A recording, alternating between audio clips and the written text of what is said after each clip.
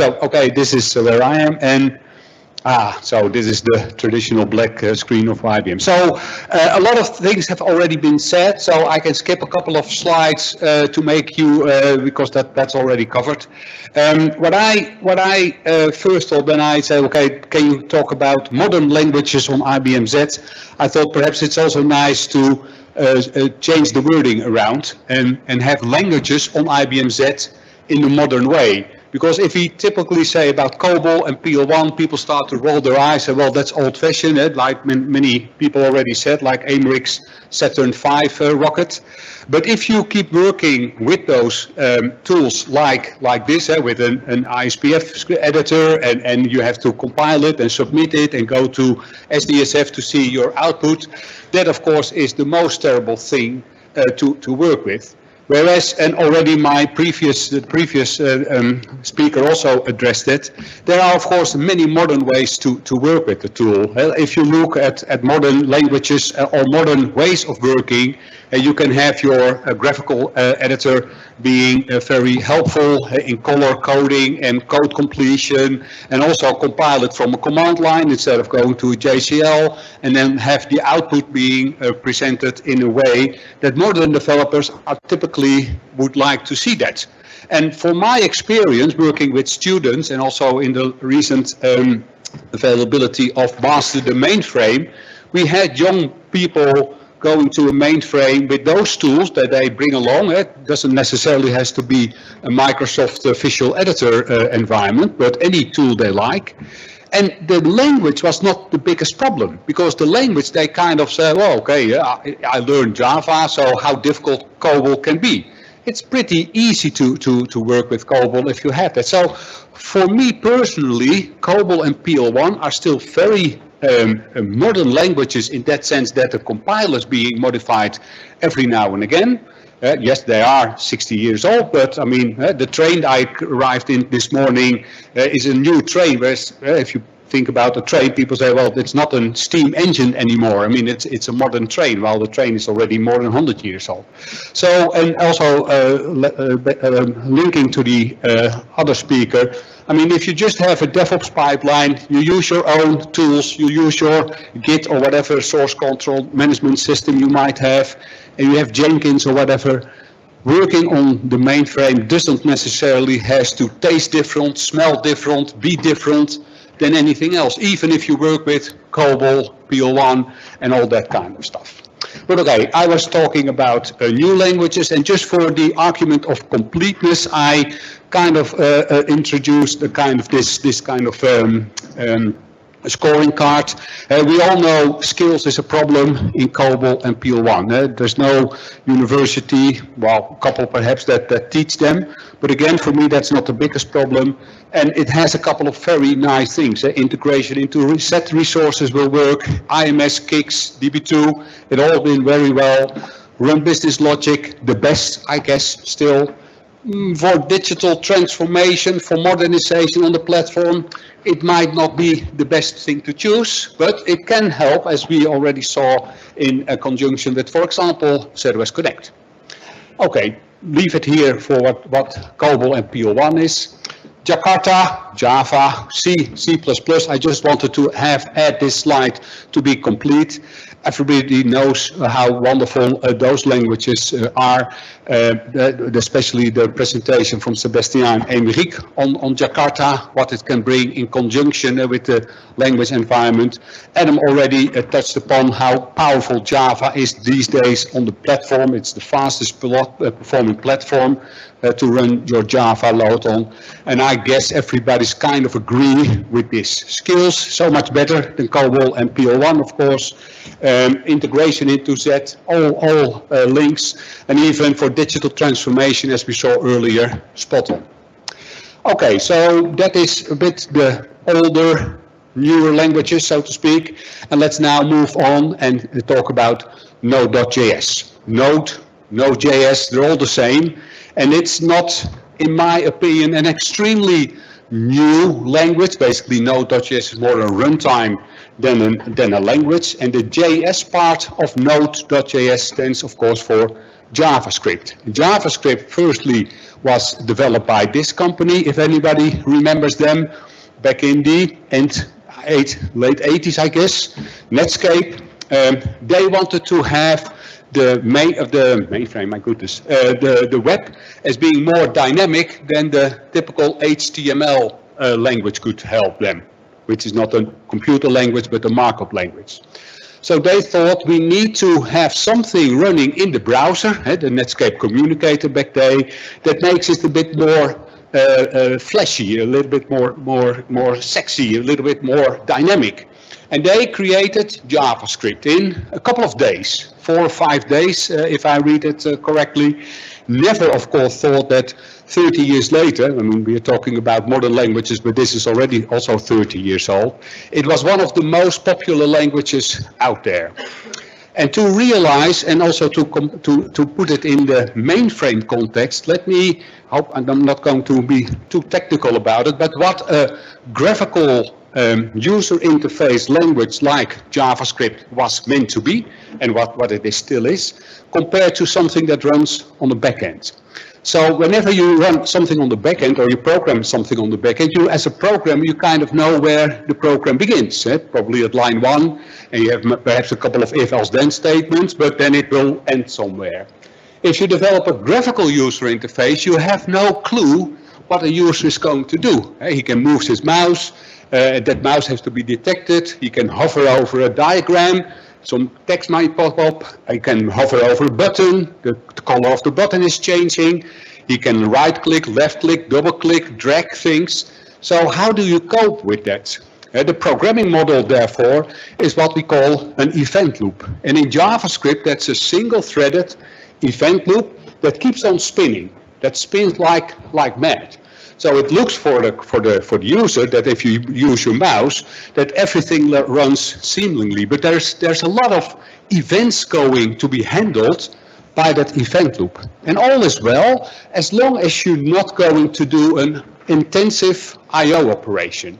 And that might be a file system that you are looking up, or a very bulky SQL query you send off by pressing a button to whatever web server or whatever database server on the web that may take seconds to handle. And you can't have seconds of this event loop being stalled, because then the whole thing is frozen. And that's by the time, about a second or so, that my kids are shouting to me, "Daddy, the internet is dead." So okay, what should I do? Oh no, it already works. Because then suddenly the event loop starts working again. But to handle the intensive I/O operation, the world became something that whenever you want to do something that takes longer than the event loop is looping, and that bird is actually taking so much longer than the event loop, you have to deal with that. And now they came up with something they called the non-I/O blocking mechanism. So JavaScript is, if you want to impress anybody in the pub for tonight or tomorrow, you can casually lean on the bar and say, "I know everything about the event-driven non-I/O blocking mechanism." And that's JavaScript. And this is what's happening. And the reason why I'm telling you this is that from a mainframe backend application, the whole event-driven non-I/O blocking mechanism is something you might not want to have inside your core business application, where transactionality is something you want to keep pristine. You don't want to have anything that is timing out from some strange timeout mechanism that you don't control, that is being blocked, something else is taking place, and whenever that I/O thing is happening and comes back, then we continue. That is something in the transactionality of a mainframe and a backend system, something you do not want. But JavaScript, and therefore Node.js, is kind of inherited that. So this is JavaScript. So what is then Node.js? So Node.js is basically, well, JavaScript only runs inside a web browser. And because it became more and more popular over the years, I think in 2004, some bloke said, "Why do we need a web browser to run this wonderful language?" And he created a standalone, a server side of JavaScript, and that he called Node.js. And there you put in your JavaScript as a kind of a container or a kind of a runtime environment, and that is being picked up by a lot of the community. So that's what Node.js is. And what Node.js can bring you in general, not so much on Z, I will come to that later, is a new phenomenon, I guess, and that's called what we call full stack development. Now you have a team of people, or one individual, but in enterprise probably a team of people that know JavaScript, and they can do the whole end-to-end application development. They can use the same tools, the same language, the same skills, the same way of working with people that know JavaScript, whether it's a front-end kind of activity or a back-end activity. So any developer comes in the morning in the agile way of working, in the stand-up, and they say, well, I feel back-end today. And they can work with the same knowledge and the same skills and the same tools on something back-end, and then it's called Node.js. Or they say, no, I feel up to wonderful and I feel very front-endy.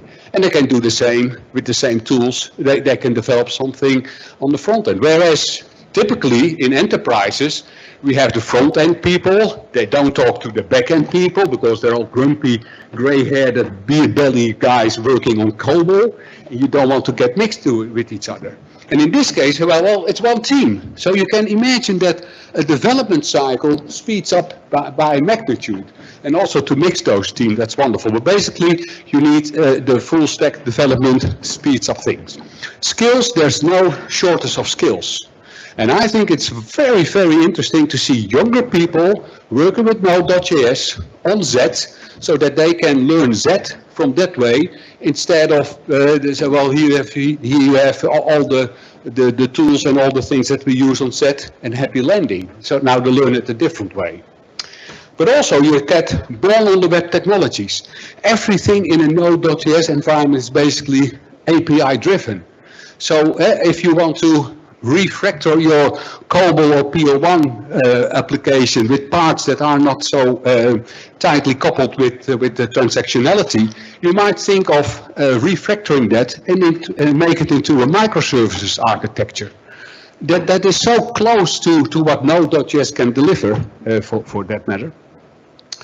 And there are, in all those open source stuff, you have libraries, they certainly called modules here, and there are millions of those modules, which you can just take, download it from the internet, and start using that. So if you want to create a new application, the frameworks that you have, and the tools that you have, and the already written code, it is massive, and the people know how to work with that. So that makes it easily that you have extremely short development cycles.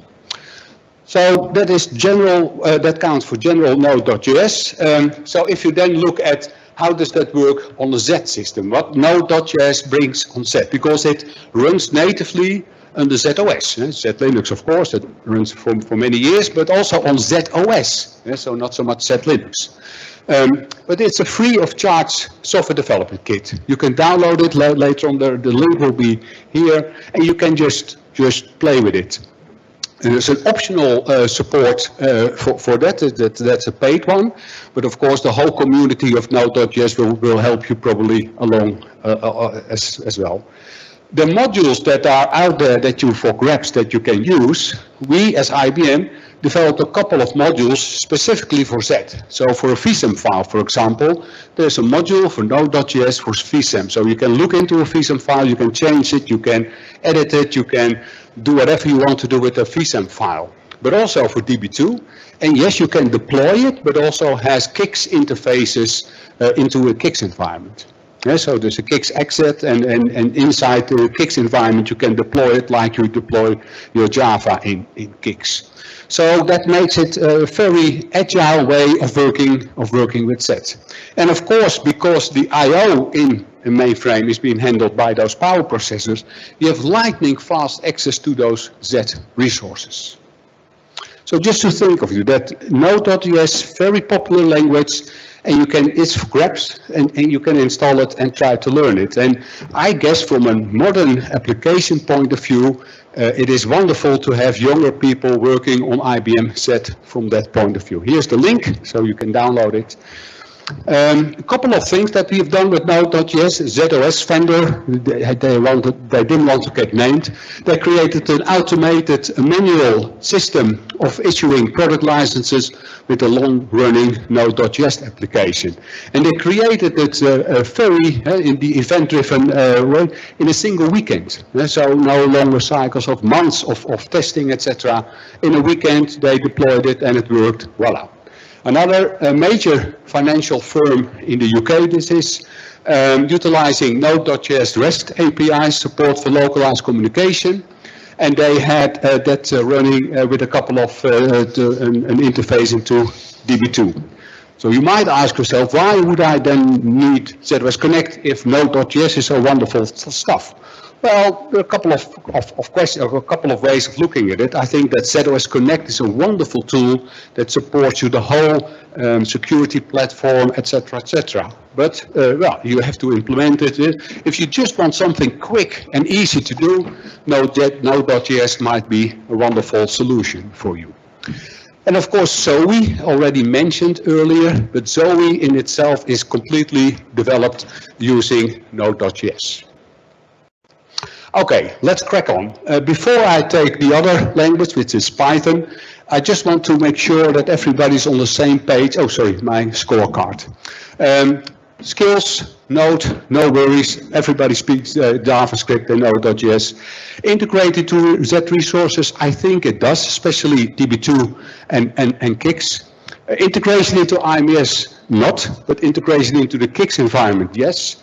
Integration DB2, we have the DB2 modules developed, so you can easily create some things out of DB2.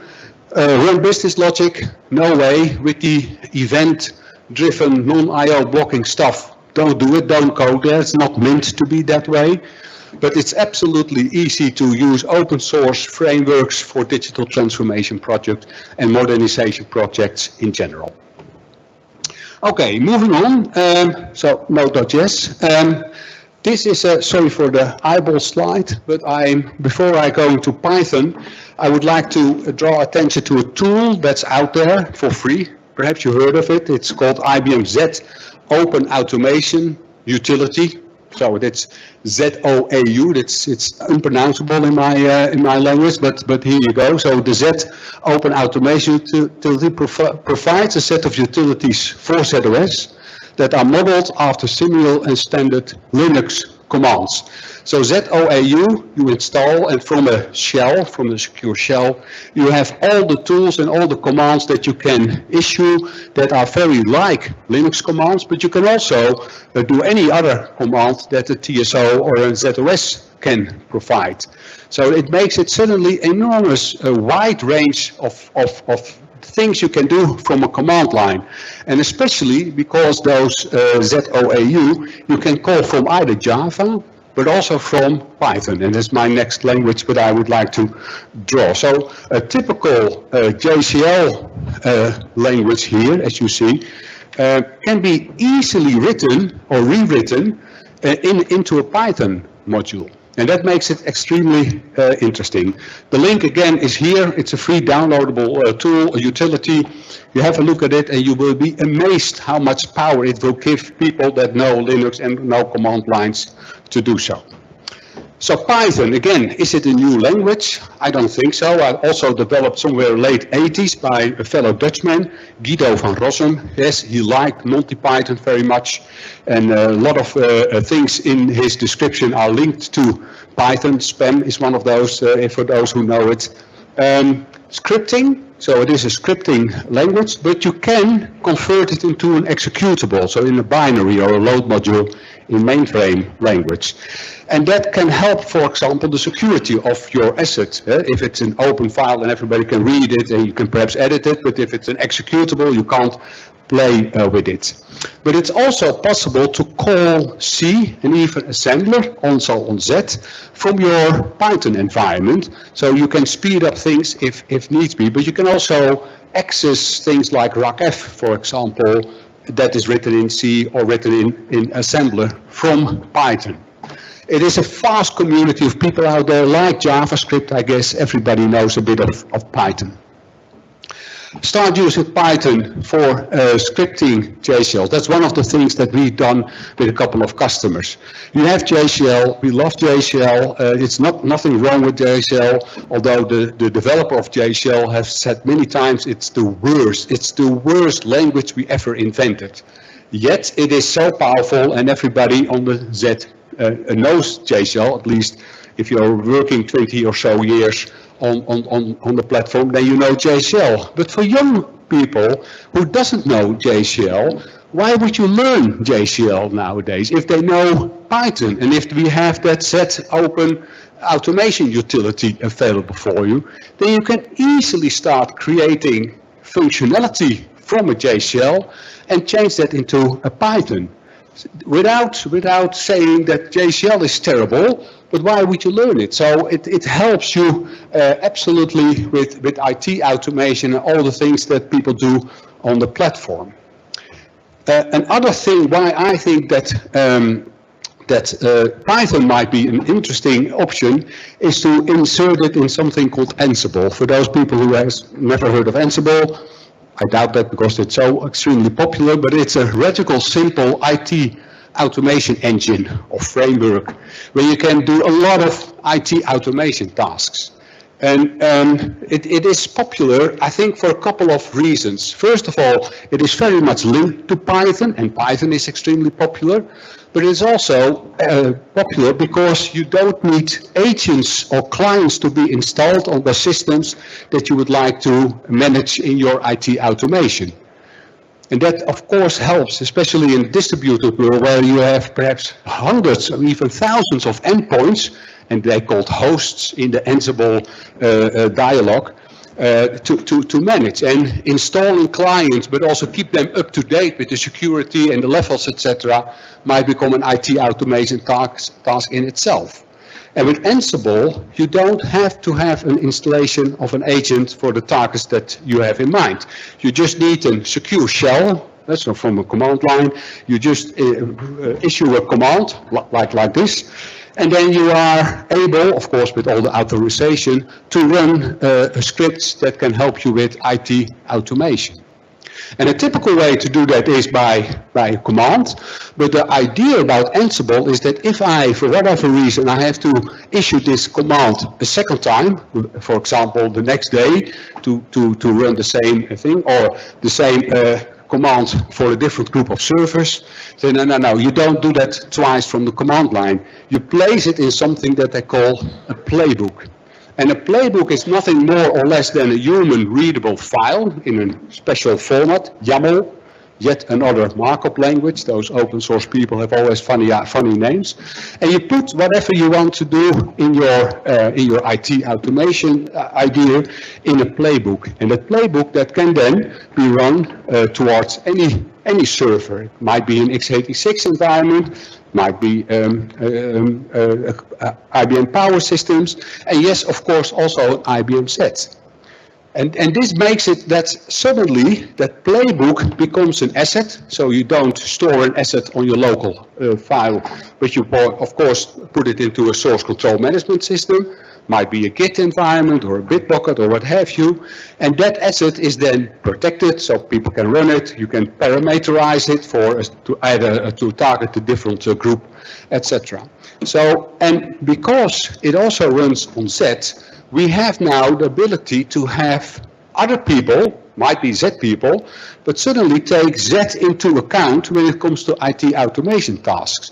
So if they want to do, for example, kick up a KIX environment or an IMS environment, or they want to do something on Z that normally takes manual steps and people sending in JCLs, etc., and it takes 2 days, 2 weeks, 2 months to finally complete it. It now can be run from a single playbook that might not even be run by the Z team, so to speak.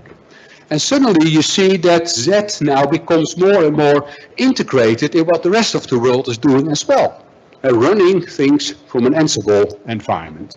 And that makes it suddenly so much closer and so much easier to use. And this is a high-level diagram of how that works. So you have your playbook inventory, somewhere in a source control management.